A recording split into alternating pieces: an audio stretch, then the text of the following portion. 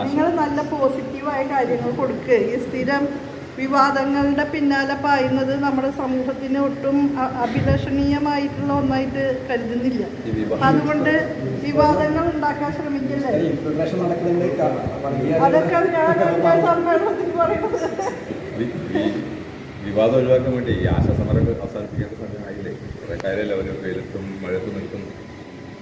ആശാ വർക്കർമാരോട് ഏറ്റവും അനുഭാവപൂർണമായിട്ടുള്ള നിലപാട് സ്വീകരിച്ചിട്ടുള്ളത് ഇടതുപക്ഷ പ്രസ്ഥാനമാണ്. ഞാനൊരു മഹിളാ പ്രസ്ഥാനത്തിൻ്റെ ഭാഗമായിട്ട് പ്രവർത്തിക്കുന്ന ആളാണ്. എല്ലാ കാലത്തും ആശമാരോടൊപ്പം സമരം ചെയ്തിട്ടുള്ള ആളുകളാണ് ഞങ്ങളൊക്കെ തന്നെ. അവർ മുന്നോട്ട് വയ്ക്കുന്ന ന്യായമായ ആവശ്യങ്ങൾ ഏറ്റവും നന്നായി കേൾക്കുകയും ചെയ്തിട്ടുള്ളത് ഇടതുപക്ഷ ഗവൺമെൻറ്റാണ്.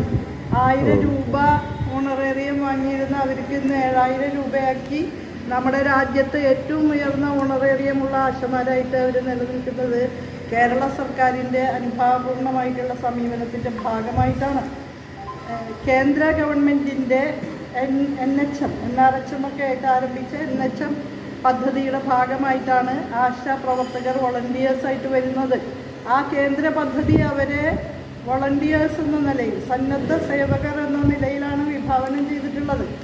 അവർ ചെയ്യുന്ന ഓരോ സേവന പ്രവൃത്തിക്കും ഇൻസെൻറ്റീവ് എന്നൊക്കെയുള്ള രൂപത്തിലാണ് ഈ ആശമാരെ സംബന്ധിച്ചുള്ള സങ്കല്പനം കേന്ദ്ര ഗവൺമെൻറ് മുന്നോട്ട് വച്ചിട്ടുള്ളത്. കേരള ഗവൺമെൻറ് അതിൻ്റെ എല്ലാ സാമ്പത്തിക പരിമിതികൾക്കുള്ളിൽ നിന്നുകൊണ്ട് തന്നെ മികച്ച ഒരു സാഹചര്യം തന്നെയാണ് ആശമാർക്ക് വേണ്ടി ഉണ്ടാക്കാൻ ആഗ്രഹിച്ചിട്ടുള്ളത്. അതിൻ്റെ ഭാഗമായിട്ടാണ് ഇന്ന് രാജ്യത്തെ ഏറ്റവും ഉയർന്ന 7000 രൂപ എന്നുള്ള നിലയിലേക്ക് അവർക്ക് ഓണറേറിയം നൽകാൻ തീരുമാനമെടുത്തതും കൊടുത്തതും. ആവശ്യങ്ങളൊന്നും സർക്കാർ പരിഗണിക്കുന്നില്ല എന്ന അവസ്ഥയിലാണല്ലോ അവരുടെ സമരം തുടരുന്നത്. അതെ, അവര് കേന്ദ്രമന്ത്രി അവരുടെ സമരപ്പന്തലിൽ സന്ദർശിച്ചപ്പോൾ മണിമുറ്റത്താവണിപ്പന്തൽ എന്നാണല്ലോ അവർ പാടിയത്. അവിടെ അവർക്ക് എന്താ ഈ അവകാശങ്ങളെ കുറിച്ച് സംസാരിക്കാൻ പറ്റിയില്ലേ? കേന്ദ്ര ഗവൺമെൻറ്റിൻ്റെ പദ്ധതിയിൽ അണിനിരക്കുന്ന അവർക്ക് കേന്ദ്ര ഗവൺമെൻറ്റിനോട് പറയാനൊന്നുമില്ല. കേരള ഗവൺമെൻറ്റിൻ്റെ ഈ ഒരു അനുഭാവപൂർണമായ സമീപനമുണ്ട് എന്ന് മനസ്സിലാക്കിയിട്ടും അവർ സർക്കാരിനെതിരെ ഈ സമരം കൊണ്ടുപോവാണ്.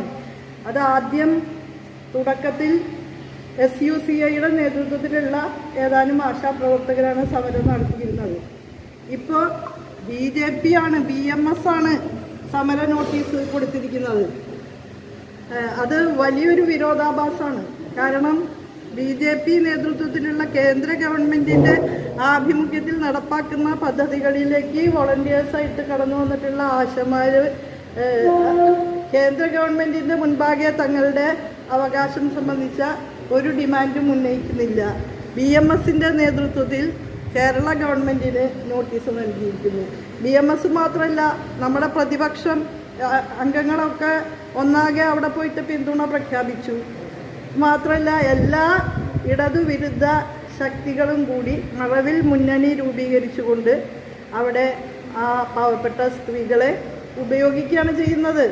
അവർ കൃത്യവും വ്യക്തവുമായിട്ടുള്ള കാര്യങ്ങൾ ഉൾക്കൊണ്ട് മനസ്സിലാക്കി, തങ്ങളുടെ റോൾ എന്താണെന്ന് കൃത്യമായി മനസ്സിലാക്കി, ആരാണ് തങ്ങളെ സഹായിക്കുന്നത് എന്ന് കൃത്യമായി മനസ്സിലാക്കി അവരുടെ ആവശ്യങ്ങൾ ഉന്നയിക്കട്ടെ. കേന്ദ്ര ഗവൺമെൻറ്റിനാണ് ഇക്കാര്യത്തിൽ പ്രാഥമികമായ ഉത്തരവാദിത്തം. അപ്പോൾ ഒരു കേന്ദ്രമന്ത്രി അവിടെ ചെല്ലുമ്പോൾ അദ്ദേഹത്തിൻ്റെ കൂടെ പാട്ടുപാടും ഡാൻസ് ചെയ്യുന്ന എല്ലാവരും ചെയ്യേണ്ടത്. അവരുടെ ആവശ്യങ്ങൾ അദ്ദേഹത്തിനോട് പറയാനുള്ള നട്ടെല്ലാവർക്കും ഉണ്ടാവണം.